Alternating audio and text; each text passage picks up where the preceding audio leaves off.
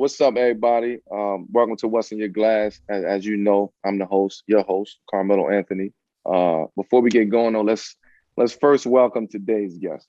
You know him as Grammy-winning artist, singer, songwriter, record producer, streamer, actor. All that. One of the most influential artists of I would say of our generation, and the voice, the actual voice that changed hip hop. And please welcome to the show, multi-talented T-Pain. Yo, Welcome. What's popping, brother? How's it going? Man. I'm good, man. I'm good. On today's show, wait, I'm gonna tell you what I'm drinking first. I'm gonna tell you what I'm drinking first. So I got a 2014 Promontory. Okay. You know, so this only one glass of this, because this is my little midday. That's your midday. That's your midday. That's you chilling. This me chilling right now. What's in your glass? So I go a little more ghetto than you. So okay. I grab me a Yeti cup, right?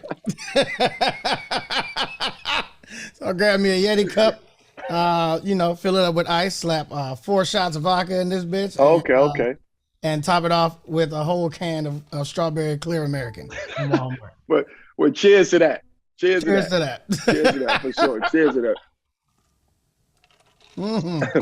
let's jump into this, T. I mean, I want this to be a good one, man, because I think you deserve it. Thank you, bro. I'm a fan of yours. I'm a fan of yours differently, right? I'm a fan of yours because not just what you've done musically and what you continue to do musically, and the fact that you are one of our generation, somebody who has transcended, music from a sound perspective. Like you always was very creative with your sound, even when, to be honest, even when it wasn't accepted from the people and from the masses, you found the way to really, you know what I'm saying? Like you found the way to really tap into it, to own it. This is my sound. This is what I don't give a fuck what nobody else is going to say. Exactly. This is what I'm going to do. So before we really dive in, like how have things been with you? Like I know you just released your new single with Kalani and so congratulations on that. But what else is going on? Man, just everything I can, man. Not the good thing about my life now is I'm not chasing the bag.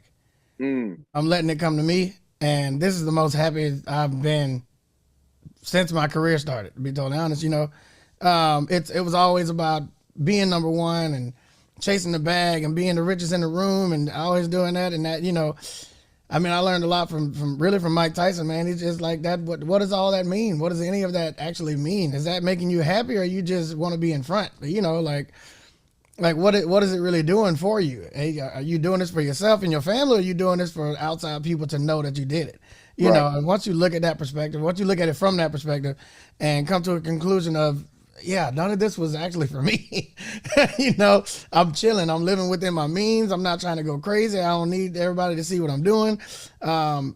I've taken out the need of validation from outside sources other than myself. And that, I'm so happy, bro. Like I had somebody text me earlier, somebody that I really don't, haven't had a great relationship with, and they was like, yo, who's your publicist? And I'm like, I don't have a publicist. And they're like, well, how are we seeing you so much? And I'm like, I'm just being kind to people, doing shit that I love, and the offers flowing in. I'm not asking these people, can I do shit? Like, you know what I'm saying? This is work. Like they asking me, like, you know what I'm saying? So it's like, right, absolutely. When you put that energy out there, when you have that energy about yourself, it resonates through the universe, and it really shows people that you don't have to chase this shit for real in order to really get good opportunities and be a good person, and have your reputation be that throughout the industry. It's just easy, man, and it makes me happy that I don't have to wake up like, oh shit, what should I be doing? What do I need to be doing? Who I need to call? I need to do this because this can make me a bunch of money. I don't wake up like that no more. I wake up like, shit, I can chill till like 6. I can get on with Melo, and I'll just sleep till 6.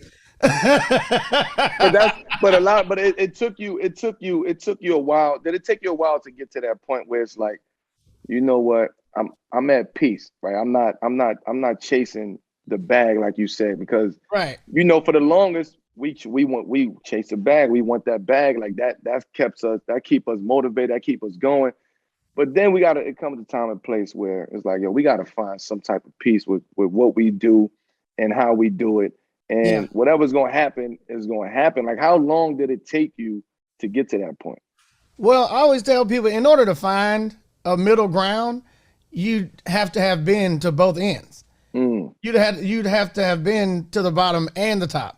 And sometimes it takes going back to the bottom and figuring out the patterns that got you to the top in the first place. That's the only way you'll find the middle ground. You know what I'm saying? The only way you'll find the middle is if you've been on both ends. And it takes a long time.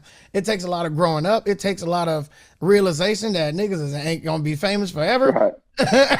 Own it. And, you know, that's ownership. That's ownership, and that's acknowledgement at the same time. You know what I'm saying? Absolutely. So a lot of times we don't want to own, like, you know, shit that we've been through, or shit that you know, that going back and reflecting on that. No, we don't want to acknowledge shit that we've been through. So we would never get past that if we don't own it and acknowledge that. So let's acknowledgement and accountability. Absolutely. Good Lord, accountability. Oh, facts. Hell yeah. Hell yeah. If you can't hold yourself accountable, right? Who else gonna do it? Right. That's all it takes, man. So let's really jump into it. Let's, you know, growing up in Tallahassee, right? Like, do you remember? I mean, I'm sure you remember this. You have to remember this. Like, when you got your first taste of music. I know for me personally, it was like Saturday mornings, waking up, got to clean the house. Yeah. Mom playing this, brothers playing that. You know, aunts and uncles is playing playing that shit, and we had to adapt to that. We had to learn to love that type of music. We've grown to learn that type of music. Yeah. Like, what did you like about it? Like, what did you like about that music when you first got your first taste of it? Two things I liked about it the most. Well, it was two things. There was both ends of the spectrum. One thing I didn't like about music is, and some of it made me cry, and I had no idea why. I would always cry from, like, you know, ballads and shit like that, and my dad was like, "Dude, what's going on? Why you what the hell are you crying for?" But on the other end, it was an Army commercial on TV, and I was in the room with my parents. I was in my parents' room just watching TV with them, and an Army commercial came on. And I can't remember what song it was, but I did the harmony. I did a harmony that wasn't on the song. And my dad looked at me, he was like, "How did you know how to do that?" I was like, I just heard it. I thought everybody could hear shit like that. You know what I'm saying? So he was just like, nobody just knows how to do that. You know, where did that come from? Have you heard that somewhere? I was like, nah, that was my first time hearing that commercial. And after that, what I liked about music the most is how proud it made my dad. You know what I'm saying? Like, just seeing his face light up when he saw that I figured something out. The first thing I've ever learned how to play on a keyboard was Lift Every Voice and Sing, because that was his favorite song. You know what I'm saying? So like this whole, like, it was just the way his face lit up and the way he was so proud of me every time I did something musically. And, you know, I would just get more and more shit and just show him I can do more and more. You know, it's just making him proud and crying at something. And he used to make music too. So, you know what I'm saying? He was in a band for a little while, and everybody, well, he was in the Marching 100 at FAMU, and then everybody in my family played an instrument, and then I came last with drums, and, you know, it just music all the time, music. So, you know, my brother played the saxophone. Me and him would just sit in the car, and he would just slam saxophone just inside the car, loud as hell. We both going deaf in that bitch. So, you know, it was just always music around me, man. You know what I'm saying? I had to love it. I had to love it. There was nothing else for me. You know what I'm saying? Like, you was in a music household, so it's like you was almost forced to love this shit. Right. To me, and just, you know, kind of following your career, or just, you know, being in the industry while you in the industry, right? And all of us coming up together, like, you know, a lot of people I'm not going to tell you this, but I'm going to tell you, like, you're the voice that changed pop music, right? Yeah, I appreciate that. And I really mean that. And when was it that, like, you really found your voice and found your lane? Was it a moment that's like, you know what, then let me try this auto-tune shit, man. And let me just play it. Let me just play around with it. Like, let me play with this sound or let me play with that sound. But also, you had to be inspired by somebody to come up with that sound. And I'm interested to know, is it who I think you was inspired by? So I want to hear you. I guarantee it's not. Okay. Go ahead. I'm gonna let you go. Go ahead. I'm gonna let you go. Wait, who do you think it is?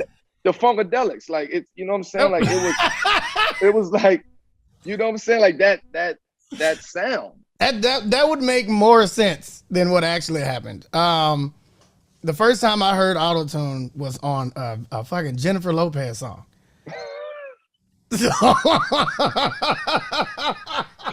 I was completely fucking off on that. Yeah, you know, it would make more sense if I was like, yeah, I grew up listening to 70s music, you know what I'm saying? Roger, you know what I'm saying? Like, nah, it was fucking Dark Child remix of a Jennifer Lopez song. So I heard it on one of them commercials. It was one of them, you know, one of them CDs where they used to, it was like basically legal mixtapes that they used to sell, the shit where they had all the different songs on one CD.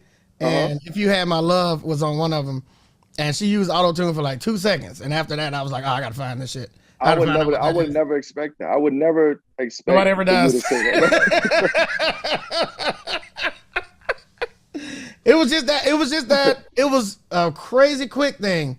It was just like one little run in her whole song, and I was like, I gotta find out how she did that and what that is. Because I had never heard it before. I mean, there had been uses of it before then, like even on Cher's Believe, but I hadn't heard Believe. Like, I wasn't listening to Cher. And the only reason I even heard the Jennifer Lopez songs because it was on TV. I wasn't looking for Jennifer Lopez songs. I'm from the goddamn from South Florida. Right. From the goddamn South, man. So, you know, it's it was that quick little thing, and it took me on like a 2-year journey to find out what it was, because nobody knew. And because it wasn't new because it's been out since 1997. Right. Autotune's been out since 1997, but nobody was using it enough to know what it was to tell me. And, you know, once I got a hold of it, good Lord. It was over. It was over. How have you you said since 2007, like we speaking on that time. So, and even prior to that, like how have you seen rap and just hip hop evolve since you first got into the game? I'm actually pretty proud of it, you know, because before it was so frowned upon to show any kind of emotion or feelings. I mean, some people may have overshot it. Some people might show their feelings a little too much now. But, you know, the fact that every dude in the game don't have to be the most gangster motherfucker alive. Right. Like, you know what I'm saying? Like that has advanced a lot. Obviously, you still got that genre and that feel, and you know, you have those representatives for that genre, but the fact that we've advanced enough to be like, yo, you know what? I do miss a bitch. Like, that's a fact, though. That's a fact. I think I made it okay to go back to simping, and I'm totally fine with that. It's pretty good. I always talk about on here and just in general, like mental health, right? And you know, mental health, because I know how important that shit is. And it wasn't always that way for me, especially growing up. Like, but now, like I know I gotta keep my mental right. Like we all do. And like knowing what you know now, like what advice would you give, like I would say, to this current generation of artists on for how to deal with just the fame and everything, that, because we're in different times now. Yeah. You know, we're in a digital era, social media, you know, you judge on everything that you do, everything that you say, everything that you wear, any music that you record. Like, what would you tell this generation, you know, on how to deal with that fame? The crazy thing about this generation now, like you said, we're in the digital age, fame goes away a lot faster. A whole lot faster. But why is that? Because it's so, everything is so fast, everything is so quick. Because you have access to everything. Like, just like, let's say the equivalent of somebody, you know, 10 years ago falling off is just people stop looking. Like people stop looking for it, and people stop going to the stores and, you know, breaking in the record stores and stuff like that, and taking motherfucking CDs out of their car. That's when that stops happening to somebody. 10 years ago, that's when you fell off. Now everybody can see the exact moment you fall off. They can see it, and they got every aspect of your life right in their fucking pocket. And if they want to see how you doing right there, they can know the exact moment when your numbers go low. They can know the exact moment what your first week is. They can know the exact moment when people stop giving a fuck about you. And they follow suit. It's not like, you know, your core fans are always going to be there with you, but the people that's kind of hanging on the outside, they're like, oh, this nigga ain't cool no more. All right, next person. Who's the next person? Who should I follow on Instagram? It goes away a lot faster, and that's the reason why people got to keep up shenanigans, and why people got to, you know, post every time that their shit do good on the radio. Everybody got to be like, bro, look, please look, I'm doing good. Trust me. I'm okay. Yeah. Everybody. This shit went number one on the hip hop charts, and now you got to call academics like, academics, can you please tell people that my shit just went number one? I'm okay. Tell them I'm okay. Tell them I still got money. But that causes that. But even to that point, like that causes a lot of mental health issues. Like, that's the bag. You know what I'm saying? It's crazy. It's crazy out there with that, because it's you could feel like you're on top, but like you said, that fall, that drop is instant. You know, because there's so much material out there, so many artists, there's so many, you know, music, so many different sounds, and it's like you have to keep my attention. Like you have to do something and go over the top in order for me to continue to come back to you. So I know that shit has to be hard, and social media makes it a little bit difficult, I would say. It's much more difficult because, you know, you can do rollout, like you used to be able to do rollouts. Now everybody know when you're recording and shit, like, you know what I'm saying? Y'all can't even keep shit a secret. Y'all don't even know I'm working on the album. You're not even supposed to know this. Yeah, it's no more. Every damn song already. Hey, somebody leaked your song on YouTube yesterday. How the fuck did they get the song?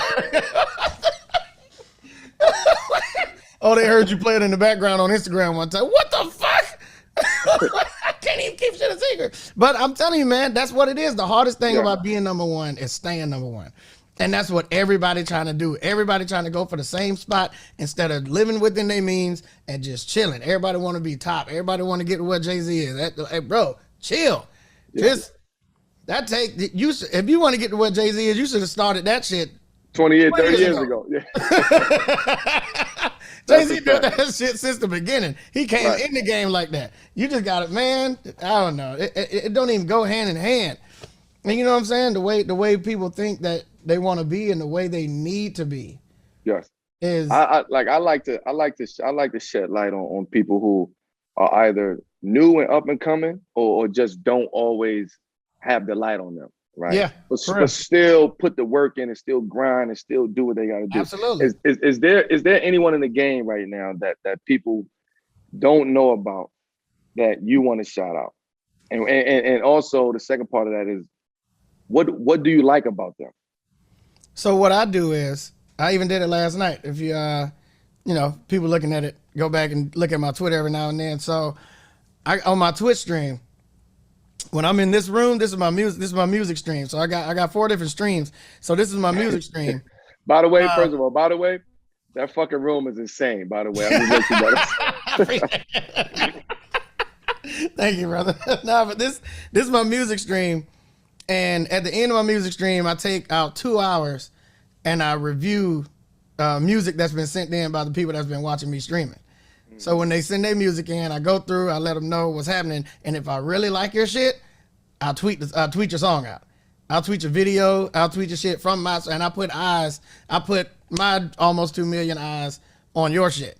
Just because I see you doing the work. I see your shit is nice. It's quality. I got no fucking complaints about it. I love it. Boom.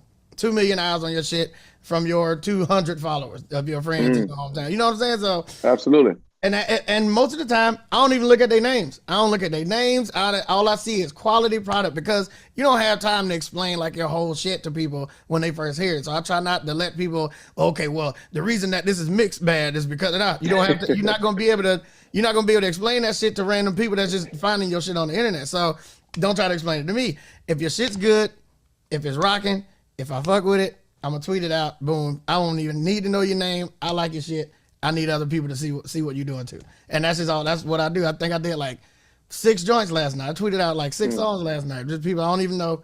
Just random people that sent in their music and asked me what I think. This how much I like it. Boom. Everybody need to see this shit. Does that come easy? Like, do you do that just fluently, or is just like you had to get to that point? I started doing it after a while because people watch me make music on stream, and motherfuckers always try to backseat produce my shit and like, you need to add a hi-hat here, or you need to turn that down. I'm like, you know what? Let me hear y'all shit. Everybody that's saying that shit, put your song in the goddamn, put your shit in my Discord. Let me hear your shit. Let me see what you're doing. And then that's how I started judging people's songs. Started like rating their songs, and if I like it, boom, there you go. But it came naturally because one night I was just like, oh my God, damn, this is nice. Somebody got to hear this. And I typed up the tweet, sent it out. And then that became like a part of it. If I like your shit, you get a tweet. If you get a tweet, that's like the highest honor on the stream. So, it really brings another aspect to the stream, but also it brings the negative side too of the people that don't get tweeted, and the people that I don't like, and the people that I'm saying like your shit sound like everybody else's. You got the same image as somebody else, and they hit me up on my Twitter. Fuck you, T-Pain. You just don't know about the music, and you just don't nobody want to hear your old ass music. I don't even know why I sent you my shit. And they're like, all right, bro. Right. I got nothing for you, my dude. Right. It wasn't because it's never just me. Because we got chat running too. Chat saying all the same shit before I even say a word. Chat was already saying it, so they always get mad at me for no reason. It's not gonna change who I am. Don't send me your shit if you don't want honest opinions. That's a fact. That's the ultimate. Don't send your shit if you don't want to be, critiqued on. If you don't want to hear it. Match 3 games can be a lot of fun, but it seems like most of them are the same. The themes and characters change, but overall, it's the same boring format. Until now, Switchcraft is a brand new take on Match 3 games. As you play, you unlock pieces of a beautiful, magical, and gripping graphic novel. Switchcraft is a mobile game with a unique blend of TV-worthy writing, choose-your-own adventure-style narrative, and thousands of magical Match 3 levels. My favorite part of Switchcraft is that looks great. The artwork and the aesthetics really pop. Plus, there are thousands of levels that there are to play, so you'll never get bored. In Switchcraft, you play your way through hundreds of enchanting Match 3 levels, revealing a dark and winding mystery story. Along the way, you'll find unique characters, a gripping story, and even a little romance. The best part is that your choices in the game determine the outcome of the story, so you're in the driver's seat. So download Switchcraft for free and unlock the magical mystery. But switching gears a bit, right? And I'm gonna take a shot on. I'm gonna take a nice fucking shot. I'm gonna take a drink on this one before I go. Do your thing. I'll get another one with you there. I hear you. I took that drink because I hear you launching a mixology book this November. Yes, like absolutely. Based on your have a drink, your song, your big song, your hits. So big congratulations. Thank you. Tell us about this. Tell us about the Mixology book. So anytime I go, when I was like just on the road ridiculously heavy, I was in different cities every night, and I would always like go to bars and stuff and ask them what their like signature shit was. So I've been kind of gathering all their information, and just over the years, over the last 15 years, man, I've just been having different drinks and just seeing what people actually are drawn to, what kind of drinks that people have in their regions. It gets weird, man. Like one of the drinks got beer and ice cream in it. It's just a lot going on. So I've just been trying a lot of stuff, and then I'd come back and I put my twist on it. And my wife is also a mixologist, so she's been helping me advance the recipes and stuff like that. We just been going crazy, man. And my homie Maxwell, he came in crazy with it. He's flipping shit and flaring it and all kind of shit. adding it nice, you know what I'm saying? It got photographed dope, you know what I'm saying? We made the book all black, all the pages are black, just to make the drinks pop out. And yeah, man, it was a collaborative effort between a lot of good people. So, I wanted a book that wasn't like my life story or my memoirs and shit. Like, right. It's the same fucking story as everybody else. You've read it before. Right. just apply somebody else's story and put dreads on that. The same thing. So,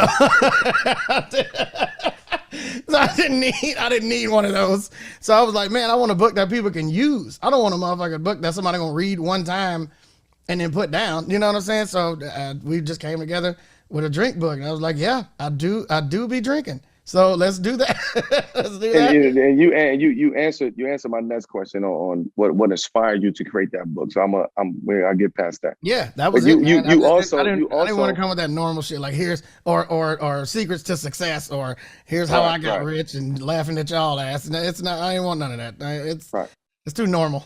Right. I'm not normal enough. But you also collaborated with like, you know, the award-winning hospitality professional and mixologist. You know, you mentioned Maxwell. Yeah, Big shout out to Maxwell. Yeah, he like Maxwell is nice. How did that partnership come about? So it was actually a recommendation. We had a lot of people on the line, and Maxwell just seemed, just plain as it just seemed like he knew more of what he was doing, and he was more open to flipping recipes the way we do. You know what I'm saying? Like if I said, bro, I want a screwdriver, but I want to put vanilla ice cream in it and then put some peach in there too, and then blah, blah, blah. If I was to explain my recipes to somebody and they would say, well, that's not a screwdriver anymore. All right, you're out. Get the fuck out of here. So he got it. He got Max it right was the away. only person that was like, yes, that's fucking fire. I want to do that. Okay. Yeah, so you know what I'm saying? So anybody that like kind of pushed back and contested my different views, it was just like, I don't want you like doing this shit for my book. It's my book. You gotta do the shit like I'm saying. I'm not trying to keep it true to the fucking mixologist guild. I don't know what the fuck y'all got going on. So it was just easier because Max was willing to work with me and willing to actually, you know, tell me when shit was gonna taste bad, or, you know, tell me when shit was actually a good idea, and, you know, not like push back. He'll at least try the shit and not just like, I don't even want to try that. Most people were saying that though. So. But yeah, most people would be like, nah, we're not doing that. Yeah, exactly. That's not in the book. That's not it. That's not exactly. It. Is there something for everyone in the book? Tequila lovers, bourbon lovers. Absolutely. I'm a bourbon lover. I'm a bourbon lover. Oh yeah, we got a lot in there. We got all kind of shit. We flipped some Manhattans. We flipped old fashions. We flipped all kind of shit. So, you know, and I went to school a little bit with Max on the shit. So, you know, we got something for everybody. It's all in there. We got IPA stuff. How do you flip a Moscow Mule? We do apple instead. Oh. Yeah. Oh, you got me on that one. You got me on that one. We do apple instead. I never would have thought that. Yeah, nah, we went crazy, man. It's a lot of I don't like the taste of alcohol. So anything I can help flip and make the shit taste good, it just always tastes like medicine to me. So I try my best to not taste it at all. And trust me, I've experimented a lot with shit. So yeah. we did some shit. What's your favorite recipe in the book? Man.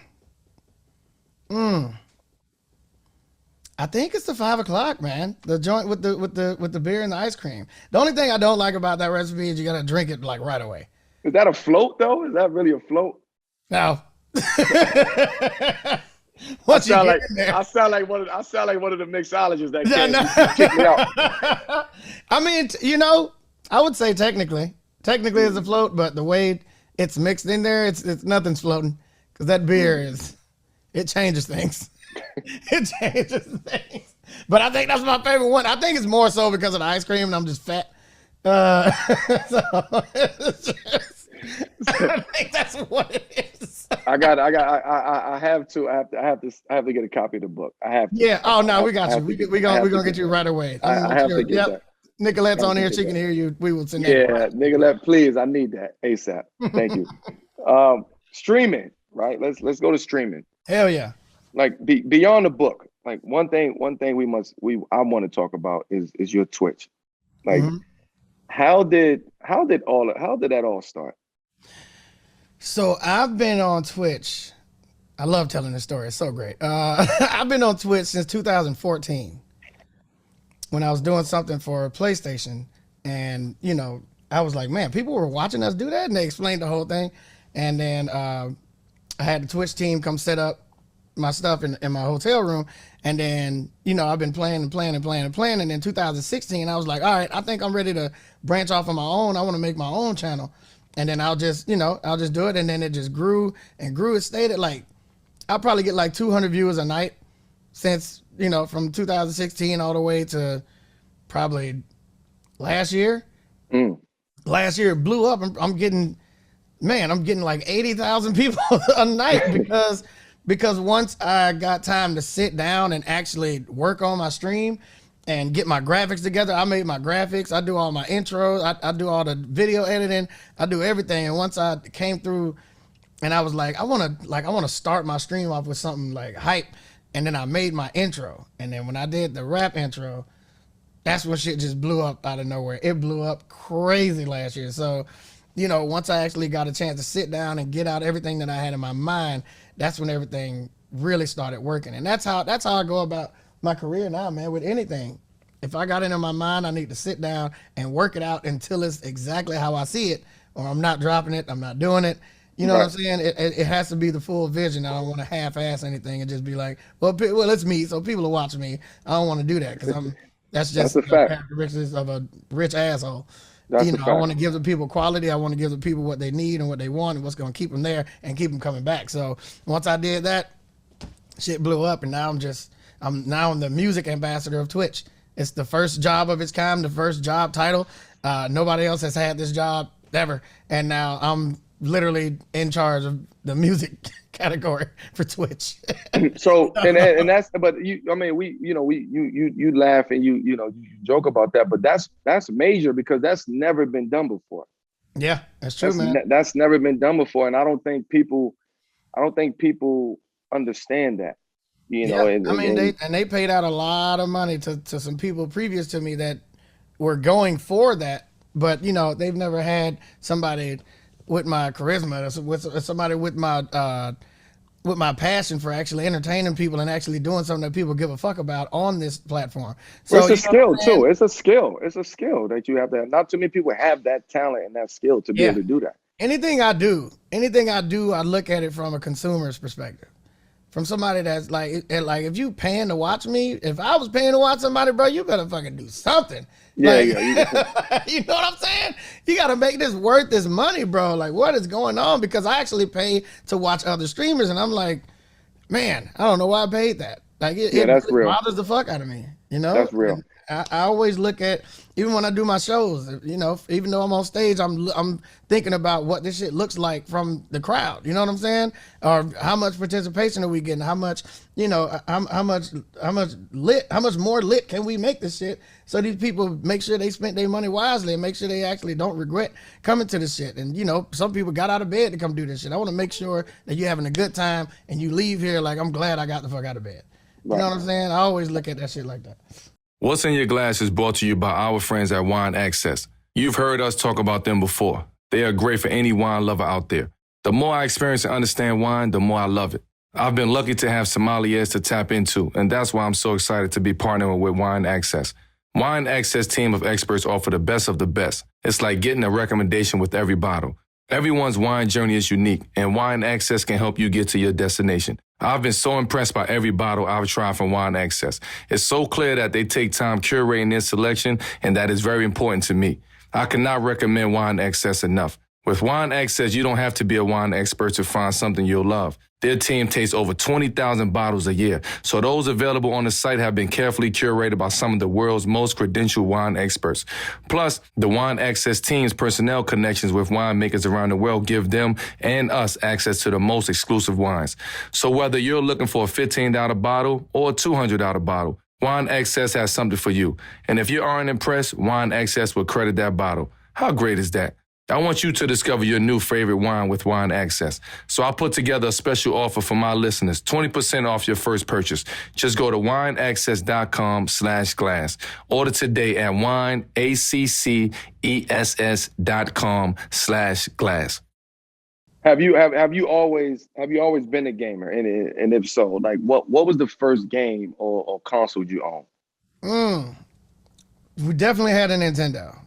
I didn't get to play that a lot. I didn't really start getting to gaming until Nintendo 64. That was a weird controller.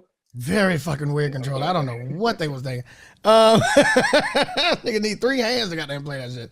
But no, they the only reason I got really into gaming then is because my older brothers both got jobs.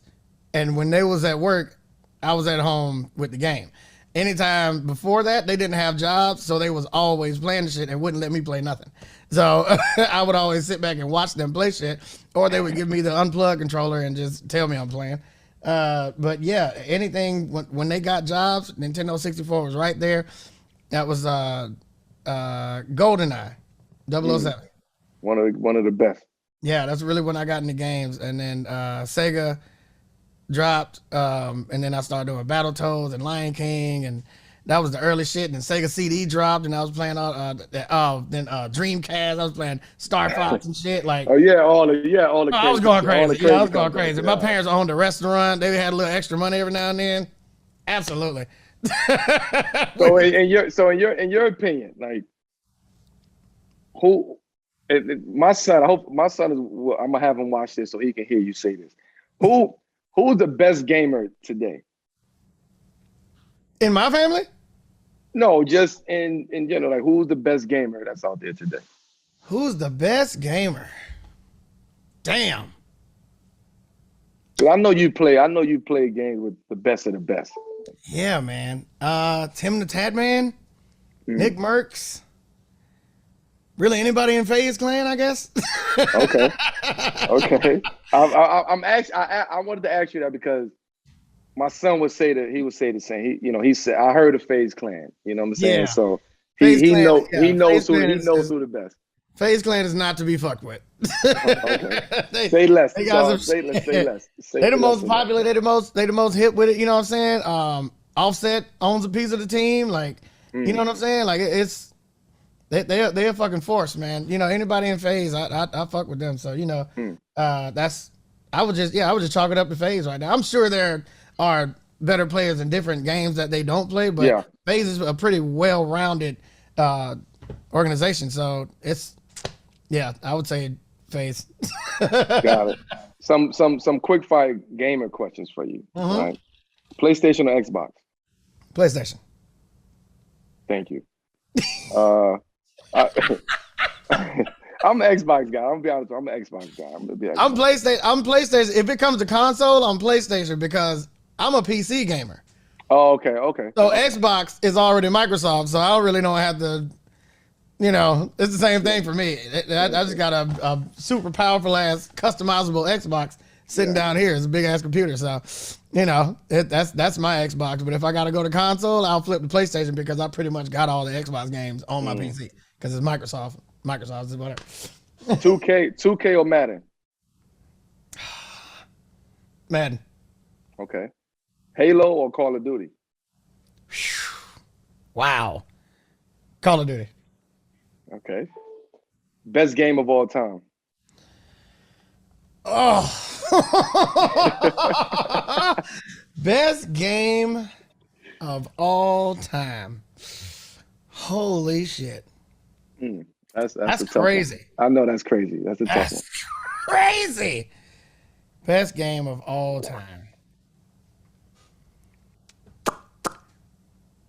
Final Fantasy. Wow. Yeah. You know, I asked somebody else that. I asked a couple people that somebody said Final Fantasy. Yeah. I don't think you get to make as many games as that if your shit ain't good. That's a 1,000%. I agree with you on that. Them motherfuckers got more games than Fast and Furious got sequels. They doing something right. They doing something. God damn. Yeah, that team over there is different. That Final Fantasy team is different. They doing big shout out to them for sure. For sure. But bringing it, bring you know, we're gonna bring it all back, you know. Yeah. In closing, man, we're bringing it all back to what's in your glass. Like, I always have a few quick fire questions for you to close out. Like, you know, I want to know, the people want to know, like, what's in your glass on some occasions, special occasions. It doesn't have to be like labeled specifically, but what's your go-to wine or drink when you're on the beach on vacation? Oh, beach on vacation? Chateau Saint Michel. It's a Riesling. Oh, okay. I'm do that medium sweet Riesling. I'm in little crispy. Yeah, you know, like a little bite to it, but still ain't bitter as hell. You're out to dinner at a nice restaurant. Out to dinner, nice restaurant, double shot, Louis XIII. Oh shit! Well, you going top shelf. Yeah. Oh, yeah. If I'm out to dinner, chilling, I got to get there. I ain't got time. Okay. Quick. You gotta get there quick. Right. Quick. All right. You're celebrating. You're celebrating winning your first Grammy. Straight tequila. Chilled. Okay. Chilled. Double shot tequila, chilled. Okay. What you call it? What's the name of it? Sincoro. Okay. Big shout out to MJ. Okay. I like where you're going. Double shot Sincoro, chilled. Okay. You're popping a couple bottles for your upcoming mixology book. Moet Nectar Imperial. Okay. Magnum. No, very personal bottle. 750. Okay, we take the 750. We take the You're right. Very personal. I'm chilling. This is mine. We take the 750. I like that. Personal is always best. Gotta have it. You know. Personal is always best. Yo, man. T, man. This was a pleasure, bro. I just want to say thank you so much for joining me, man. Thank you. Best of luck with everything you have going on right now. I'm gonna buy your books. I'm gonna support the book. I'm sending it, so you'll have two. Yeah, I'm still gonna go buy it, man. And can I mix you a drink? 50 cocktails from my life and career on pre-sale right now. Make sure y'all gonna get that right now. And thank you to the audience for tuning in this week. As you know, please follow, rate, review What's in Your Glass on Apple Podcasts, Spotify, wherever you listen to your podcast. All of that. You can also check out the video releases each week on YouTube. T, man, I appreciate you as always. Love, man. That fucking gaming room that you got is insane. I'm inspired by that. So you know what I'm saying? Next time you might see What's in Your Glass, you might see me in some futuristic shit like that. I got you. So, I got the contractors. Hit me up. Absolutely. My contractors over. Indeed. I appreciate you, champ, always, man. Keep doing what you're doing, man. Keep being who you are, always. Absolutely, brother. I appreciate it, man. Peace, brother. Yes, sir. Same.